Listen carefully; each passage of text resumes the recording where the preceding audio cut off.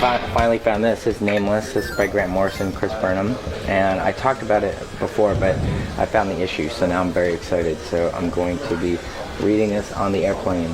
Copra, super raw and awesome, and I love it. This is a great book people should check out. Neil's got a new book called Trigger Warning, but I don't see it.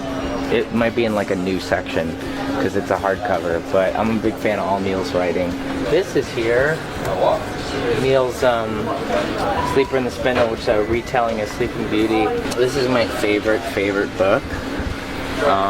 It's Dune by Frank Herbert, and I've read it a bunch of times, you know. I'm falling into a Dune hole right now. Attack on Concrete by Taiyo Matsumoto. He's one of my favorite artists. His art kind of reminds me of a mix of Katsuhiro Otomo and also the cover of Revolver by the Beatles. This is probably the biggest influence on me, next to like Grant's work and Watchmen, is Akira. And I was pretty obsessed with this as a kid. And they came out in color in the States, and they just colored right over the black and white art, and it was kind of strange. But really cool though. I've always wanted to be able to draw like Katsuhiro Otomo, which would probably be like the hardest thing in the world. Favorite illustrator is probably James Jean. He did the cover to Black Parade, and he also did the covers to Umbrella Academy, so he's probably my favorite illustrator.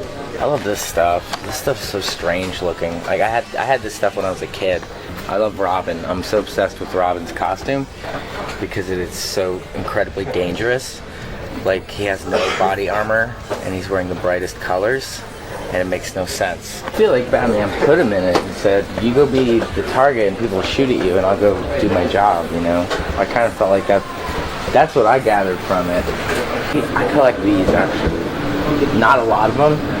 I just have the bounty hunters, but I have all the bounty hunters of these oversized ones because I think they're just super awesome. They're so strange looking when they're that size.